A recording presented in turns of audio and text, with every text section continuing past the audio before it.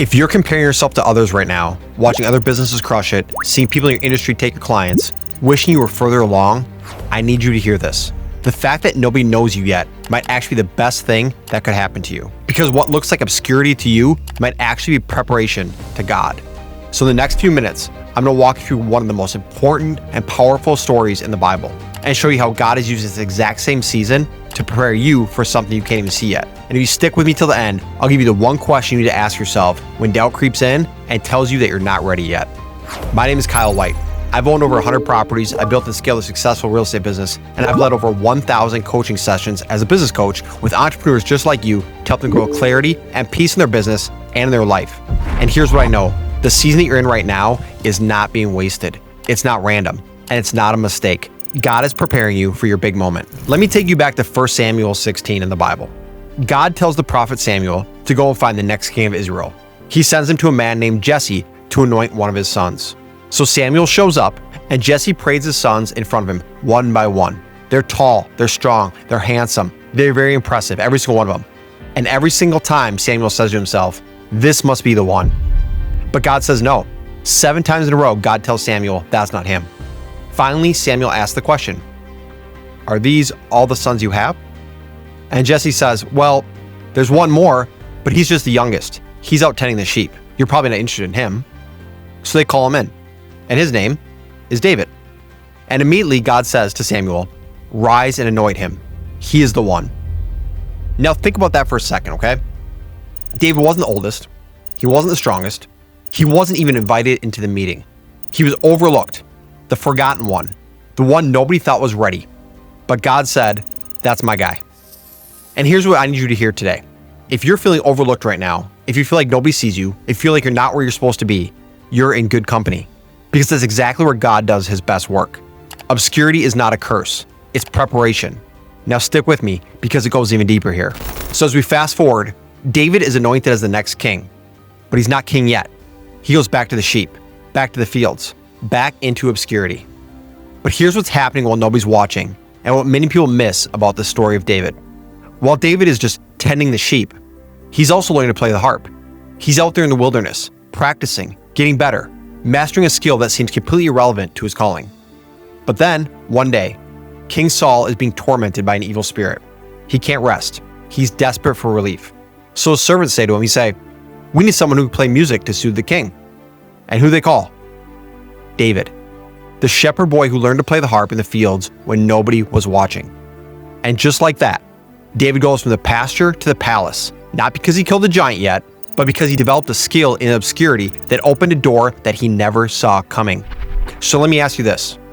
What are you learning right now that feels irrelevant?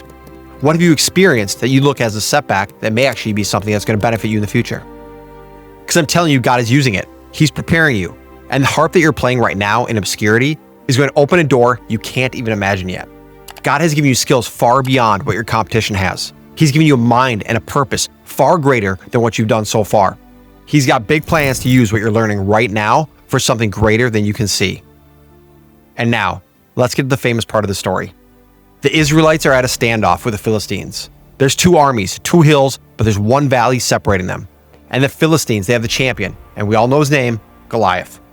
Now, Goliath wasn't just big, he was massive, okay? The Bible says he was over 9 feet tall. He wore a bronze helmet, a coat of armor that weighed 125 pounds, and his spear was like a weaver's rod. And the iron point alone weighed 15 pounds.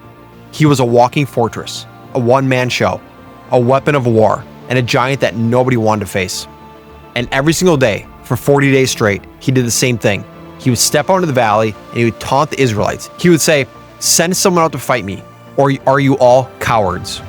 And every single soldier, and including the king, and also the tallest and most experienced warriors in Israel, they were all terrified.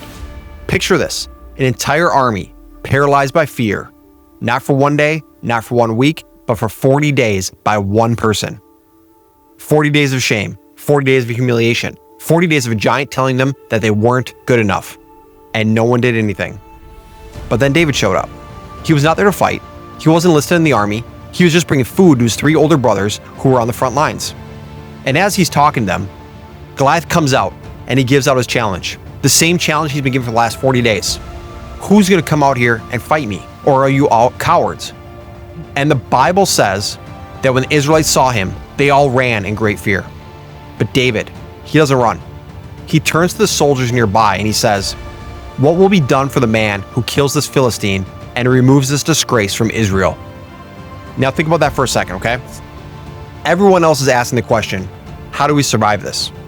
But David is asking the question, what's the reward for defeating him? His mind has already won the battle. Is there a battle in your mind that you need to win in your mind before you can win it on paper? Because everyone else sees an unbeatable giant. The challenge in front of you might be looked at as an unbeatable giant. But David sees an opportunity. What's the opportunity that you see? And that's the difference between stuck in fear and someone walking in faith. But here's where it gets even better. And this is where it gets personal. And this is a key part that a lot of people miss in the story that I know for a fact you can relate to. David's oldest brother, Eliab, hears him talking to somebody, asking questions about the giant, and he gets super angry. He says, "Why did you even come here? Who are you to think you can do anything? I know your pride. I know your heart. You came down here just to watch the battle." But let me stop you there for a second. Okay, let me ask this question. Who is the Eliab in your life? Who has told you that you're not ready? You're not capable. You don't belong here. You're not good enough. Maybe it was a parent. Maybe it was a teacher. Maybe it was a boss. Or maybe it was a business partner. Maybe it's a spouse. Maybe who knows who that person could be, right? Or maybe it's the hardest one out of all those people. Maybe you've said that to yourself. Maybe you've believed that about yourself. Maybe your own ego is the Eliab in your story. The voice in your head telling you that you're not good enough, you're not qualified, you're not ready. Is that Eliab to you? Is that your older brother? Because that's called imposter syndrome, and we've all been there. As I sit here recording this, I'm guilty of it. I think to myself all the time as I do these, I say, who am I to teach anyone about business, or especially about the Bible? Look at all my mistakes. Look at all my flaws. But then I remember one thing. I'm not who the world says I am. I am who God says I am.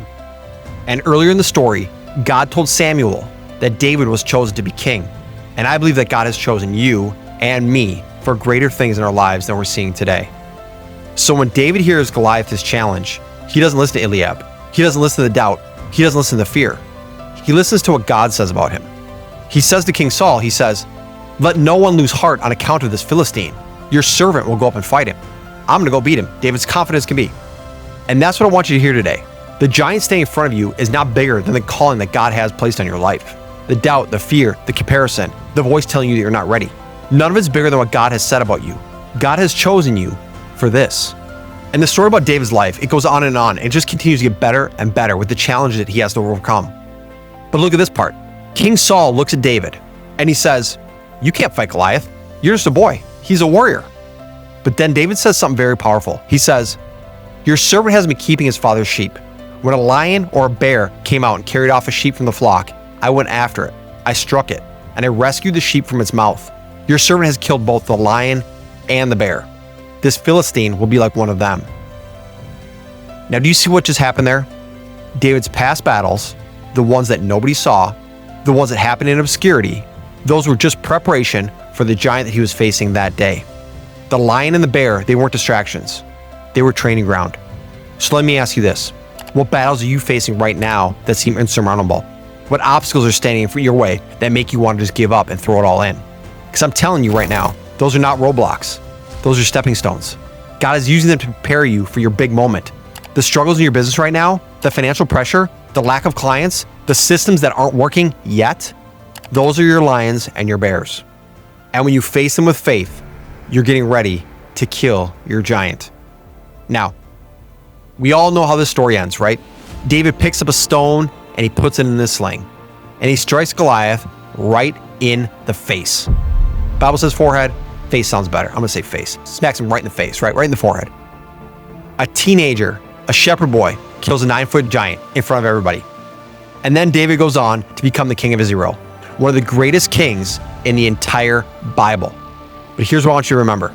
David's big moment didn't happen because he was the most qualified. It happened because he was faithful in obscurity. He didn't wait until he felt ready. He didn't wait until everyone else believed in him. He didn't wait until the conditions were perfect. He stepped forward with all he had. A sling, a stone, and God who believed in him. And that's exactly where you are right now.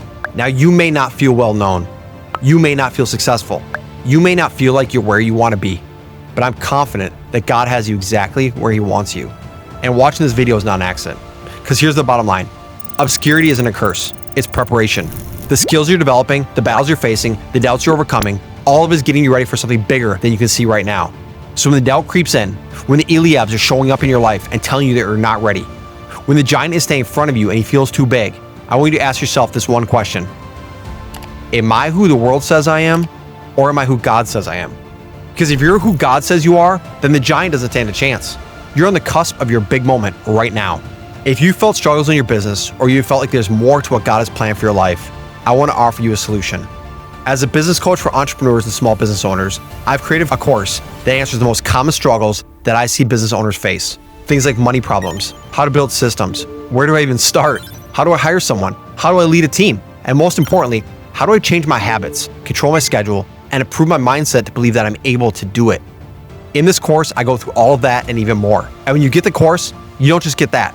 I have over 60 recorded lessons that are mostly short, about 3 to 5 minutes on average, but jam-packed with things you can go back to for the rest of your career.